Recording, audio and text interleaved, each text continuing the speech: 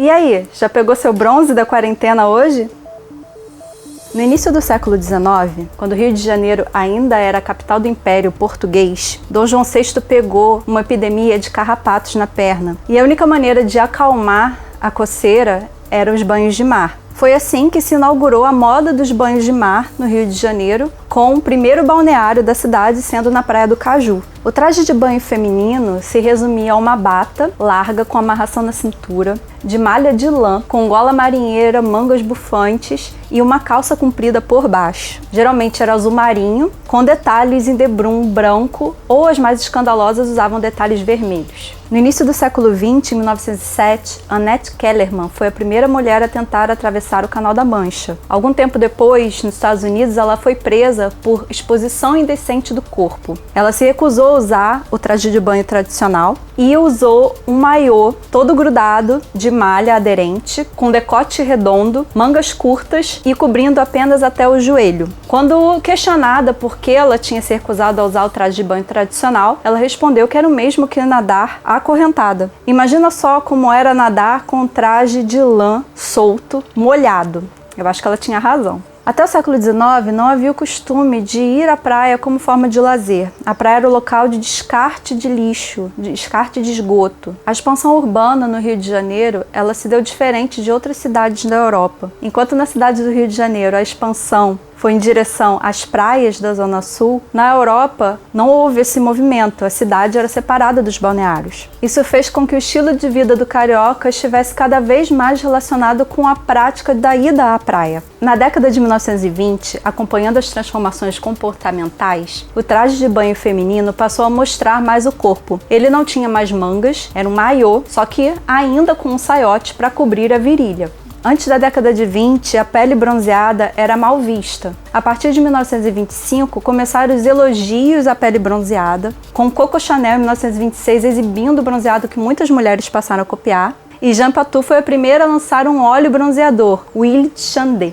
Aos poucos, os maiôs passaram a mostrar cada vez mais o corpo feminino, mas ainda havia uma preocupação dos estilistas em atender aos códigos morais. Havia guardas nas praias fiscalizando com réguas o comprimento dos maiôs das mulheres. No Rio de Janeiro da década de 30, a cultura praiana já estava estabelecida. Prova disso foi a coluna na revista O Cruzeiro, Garotas do Alceu, cuja primeira edição foi intitulada Garotas da Praia. A expansão do cinema hollywoodiano contribuiu também para a afirmação de um novo modelo de beleza. Agora as mulheres, elas deveriam se assemelhar às divas do cinema, sendo magras, bronzeadas e com porte atlético. Carmen Miranda foi um exemplo a ser seguido, principalmente na moda praia. O turbante passou a ser utilizado nas praias, assim como a sandália plataforma. A atriz Marlene Dietrich também passou a ter o seu modelo seguido, com seus decotes profundos e pernas à mostra, o que fez com que muitos estilistas passassem a retirar aos poucos os saiotes dos maiôs. A prática de esportes, principalmente da natação, também influenciou a moda praia. Maria Lenk, aos 17 anos, foi a primeira sul-americana e brasileira a competir numa Olimpíada de natação em Los Angeles em 1932.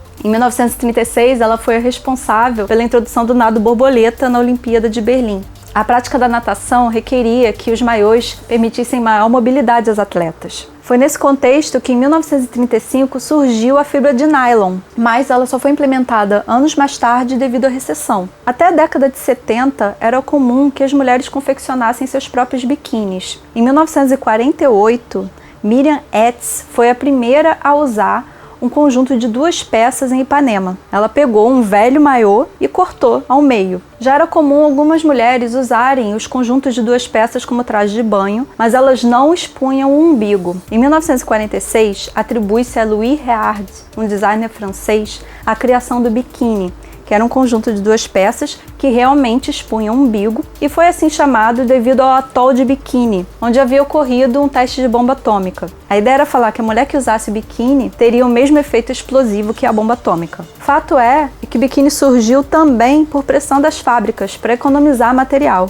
Mesmo assim, em 1950, o biquíni não alcançou muitas adeptas. As mulheres ainda preferiam usar o maiô, porque consideravam o biquíni fora das leis da moral e dos bons costumes, e preferiam usar o maiô, principalmente nos concursos de Miss. O padrão de beleza dos anos 50 se resumia a cinturas muito finas e bustos destacados. Isso fez com que a moda praia passasse a aderir técnicas da lingerie, com corpetes com barbatanas para afinar a cintura, melhorar a postura, suportes no busto ou até babadinhos e enchimentos para aquelas que não tivessem muito quadril.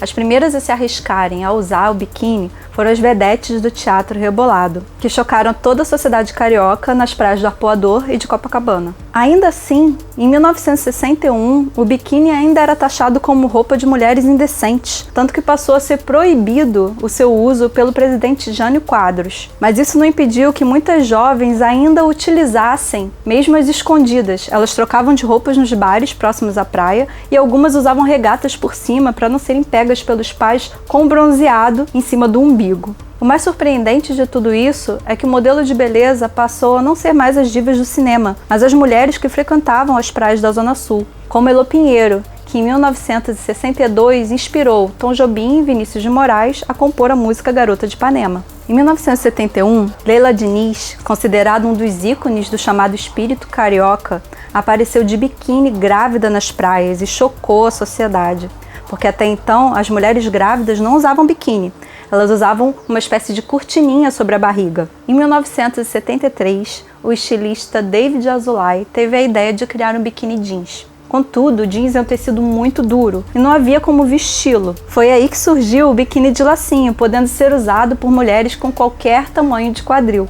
Na década de 80, as mulheres que não se adaptaram a usar o biquíni de lacinho usavam shorts de academia enrolados. Foi assim que surgiu o biquíni enroladinho, precursor do modelo asa delta criado pela estilista Regina Aragão. Ele teve esse nome porque o seu formato se assemelhava às asas deltas que riscavam os céus de São Conrado. Após uma viagem a Ibiza, na Espanha, em 1984, o estilista Cidinho percebeu que os biquínis que as mulheres usavam lá não valorizavam o corpo feminino. Dessa forma, ele desenvolveu o famoso fio dental, marca exclusiva do design brasileiro. Ainda na década de 80, havia o uso dos colãs nas academias. Eles tinham a cava asa delta e passaram a ser utilizados também nas praias e até para saídas à noite. Na década de 90, o tamanho dos biquínis aumentou. As mulheres passaram a usar o biquíni de lacinho, com o lacinho para o lado de fora do short de lycra ou do short jeans. E o biquíni meia taça, do sutiã meia taça, também retornou. Durante muito tempo, o desenvolvimento de uma cultura praiana, carioca, definiu um modelo de corpo. E isso fez com que os modelos de biquínis fossem restritos àquele tipo de corpos. Até a década de 80, eram as mulheres com corpo magro. E a partir da década de 80, as mulheres saradas das academias. Com a chegada do século XXI e com a conscientização de que todos os corpos são belos, as novas tecnologias permitiram o desenvolvimento de modelos que se adaptassem a vários tipos de corpos. Hoje em dia as possibilidades são inúmeras. Pode-se usar a parte de baixo com uma estampa diferente da parte de cima, ou biquínis com modelagem mais retrô, tomara que caia, meia taça. Independente do modelo que você queira utilizar, o importante é que você se divirta, pegando um bronze na praia ou, se não der, em casa, como eu.